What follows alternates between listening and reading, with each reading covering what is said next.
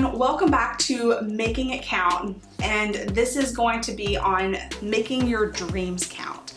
So this part ties into our last video on our life purpose. So if we know our life purpose, then we can actually have some dreams that tie into that. And I have some questions that you're going to think about during and after the video to help you kind of define your dreams. So the first thing you have to do to make your dreams count is to actually have some dreams.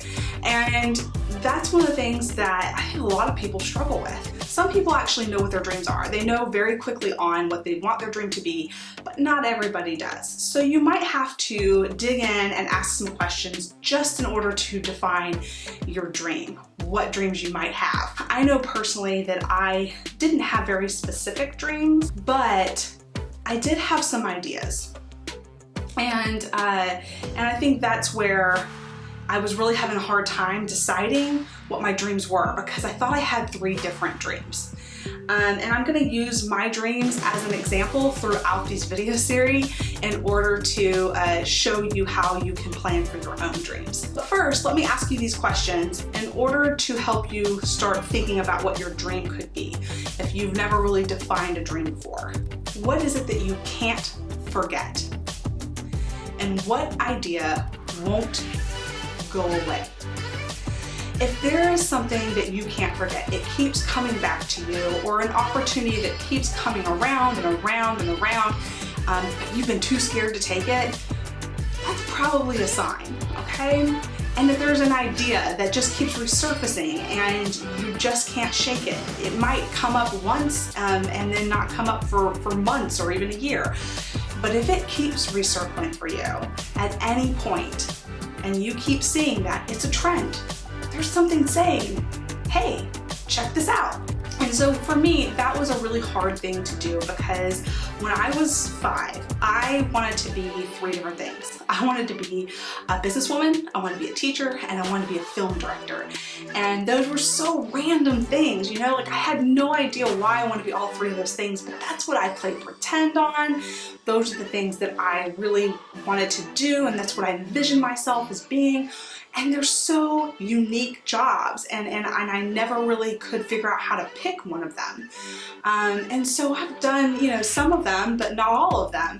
And so for me, it was like, okay, well, I didn't have just one dream. I had all these different dreams of things I wanted to be when I grew up. And so I got a degree in business. I've been a businesswoman. I, you know, also was a teacher. I've been in education. And so I've done 2 of the 3. But the one that I haven't done much of is that film director, right?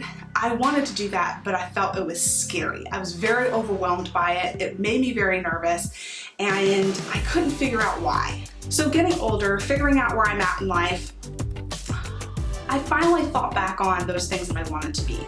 And what I realized was a theme between all 3 of them.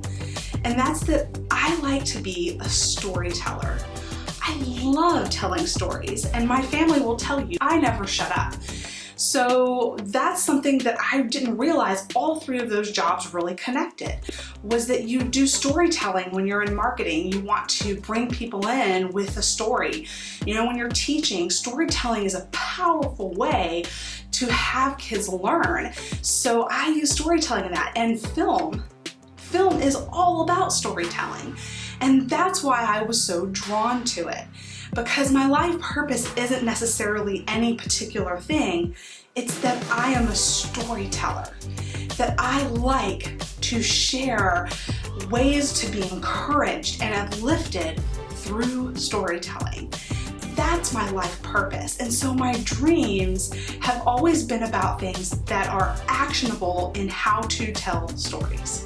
That's why I have all of these different dreams, and I've achieved 2 of them, but I have 1 left to go. And that's where I'm going to really focus my dreams on in terms of this video series, and that's going to be on my, my desire to work in film. Once you have an idea of what your dream is, you've asked these questions of what keeps circling around your head, what you really want to do with your life. Is there a theme to things that you've always wanted to do? Once you know at least a broad way what your dream is. We need to make some long-term goals, because that's really what the dream is, right? To actually have something concrete in the end with this dream, right?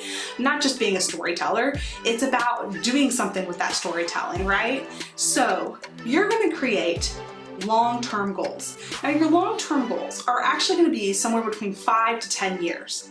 So I'm actually gonna put out a challenge for you guys to write a 10-year goal and a 5-year goal that matches that 10-year goal. So from 10 years from now, where do you see yourself with your dream? And 5 years, which is halfway between your now and 10 years, what do you need to be doing? What's your long-term goal for that 5 years in order to achieve that 10-year goal that you have down the line? My 5-year goal is actually to be able to create a story through film. So you're gonna come up with a 10-year and a 5-year goal. Now, you can have more than one long-term goal. However, I wouldn't make it more than 3 of them, because we're gonna get into some more nitty-gritty when we talk about short-term goals and our action plans. And at that point, you're gonna feel very overwhelmed if you have too many goals at one time. Pick 3 at the most of long-term goals for 10 years down the line that you really want to achieve from here to then, okay? Those are the ones that you want to prioritize. What is the thing that you are the most passionate about? If you have so many things you want to do, what's your ultimate long-term goal? You might have 3, but don't do more than that, because then you're going to just give up because there's too much to do.